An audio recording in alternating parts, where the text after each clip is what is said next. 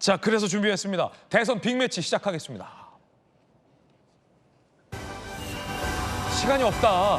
이게 가장 곤란한 점 아니겠어요? 대선까지 25일밖에 안 남았어요. 어떡할 겁니까, 이거? 오늘의 대선 빅매치 함께 보시죠. 자, 오늘의 빅매치 라인업은 이겁니다. 자, 당과 후보 간의 어떤 빅매치가 돼버렸어요. 김문수 후보는 당 지도부를 향해서 이 대국민 사기다라고 목소리를 높였는데 들어보시죠. 제가 한 번도 단일 안 하겠다는 말 한 적이 없습니다. 근데 단일화를 한다는 말은 이 공식적인 후보와 나머지 다른 우리 당 성향이나 또는 비슷한 후보와 단일화해야만 그래야만 성산이 있다는 거 아니겠습니까? 등록도 안 한 사람, 등록 안 하겠다는 사람 이런 사람하고 자꾸 단일화하라 그러니까 이걸 어떻게 해야 되느냐. 우리 경선 과정 이전에 미리 짜여진 본인들의 각본에 의해 가지고 한덕수 후보 추대론에 지나지 않지 이건 단일화도 아니다. 그러면 우리 경선은 뭐고 참여한 모든 국민과 당원과 후보들은 뭐냐. 이런 점에서 이것은 대국민 사기극이 아니냐. 저는 그렇게 보고 있습니다. 유령과 완전히 헛개비를 보고 단일화를 하는 거 이거는 말이 아니지 않습니까?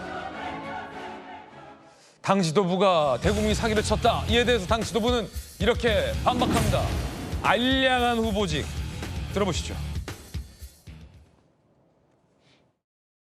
80%가 넘는 당원들이 단일화해라. 그것도 후보 등록전에 해라. 라고 준엄한 명령을 내렸습니다. 그런데도 불구하고 당원들의 명령을 무시한 채 그 알량한 대통령 후보 자리를 지키기 위해서 오늘 아침 기자회견하는 모습을 보면서 저분이 지금까지 우리가 생각해왔던 민주화 수사인지 3번의 국회의원과 2번의 경기지사 그리고 노동부 장관을 여기만 우리 당의 중견 정치인인지 의심이 들었습니다. 정말 한심한 모습이었습니다. 헛개비 후보랑 단일화를 추진한다고 하셨는데 그 유령 헛개비 후보와 단일화를 하겠다고 일관해서 얘기하신 거는 앞서도 말씀드렸듯이 김문수 후보입니다. 근데 그래놓고 지금 와가지고 그 유령 헛개비 후보와 단일화를 하는 거는 아주 잘못된 것이라고 비판하는 거는 그거는 제가 여태까지 봐왔던 김문수 선배 여기서는 뭐 후보가 아니라 선배라고 얘기하겠습니다. 선배 모습과 전혀 다른 모습이기 때문에 대단히 안타깝습니다.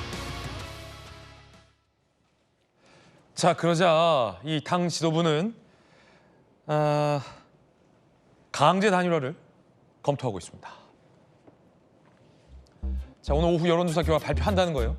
당원 50대 국민 50 후보 1명을 선정해서 11일 후보 등록 마감일입니다. 그때 전국위원회를 개최해서 최종 후보를 지명한다는 계획입니다. 당원 앞서 이제 홍익표 원내대표께서 언급하신 당원 74조 2항을 근거해서 국민의힘 지도부는 강행한다는 겁니다. 그 74조 2항 내용은 이렇습니다.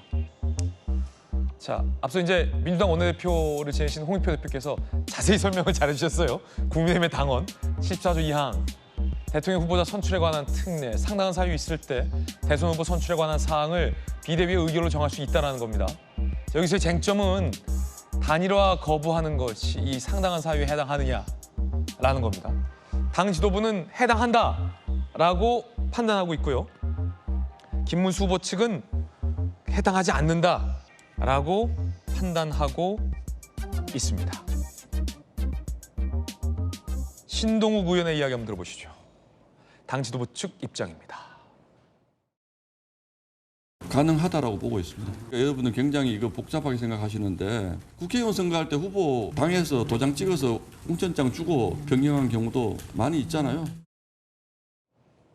당 지도부는 당이 선택하는 거다. 당의 후보는.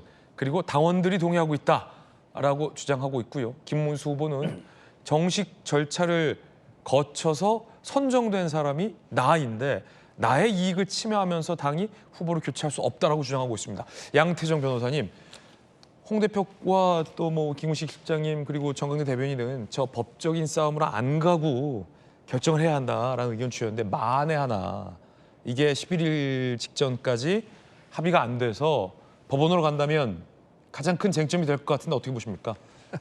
그러니까 우선 저 당원 74조의 일을 이제 어떻게 해석하는지가 중요할 텐데요.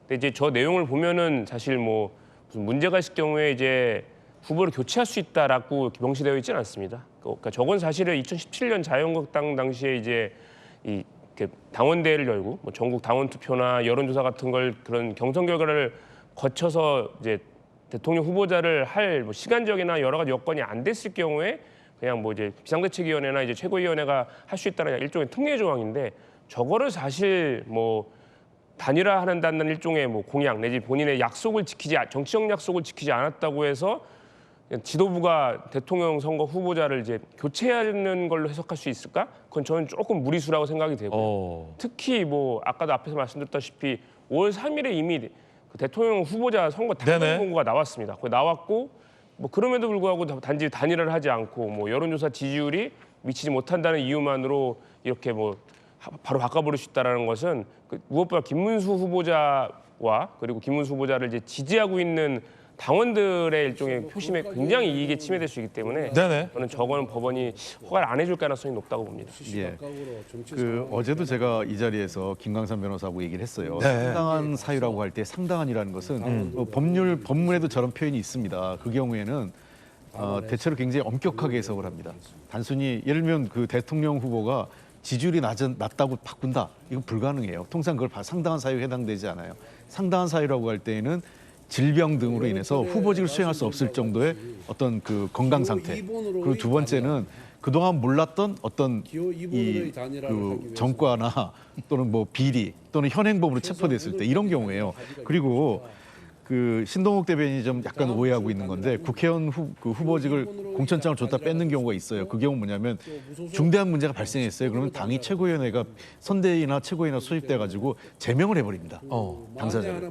그러면 당원이 아니면 후보로 나갈 수 없기 때문에 공천장을 회수할 수 있어요. 그렇군요. 공천장을 회수를 그냥 하는 게 아니라 일단 그 중대 사유, 그러니까 윤리위원회하고 같이 윤리위원회를 하거나 윤리 소집 안 할 때는 최고위원회가 긴급으로 할 수 있거든요. 자격을 박탈하는군요. 그렇죠. 아예 자격을 박탈해서 그 공천장을 회수하고 일단 공천장이 나가잖아요. 되게 그래서 선거 마지막 등록날 찍어줘요. 그러니까 공천장 나가면 후보를 낼 수가 없어요. 우리가 세종시에 지난번에 국회의원 선거 때 세종시에 김용민 의원이 민주당 후보가 공천장을 저희가 제명하고 안 줬잖아요. 그러니까 김종민 후보가 유일한 야당 후보로 당시에 야당 후보로 나와서 그 당선된 거 아닙니까? 어부지리로 당선된 거죠 그때요. 그런 케이스예요. 김종민 아직 복당 안 했습니까?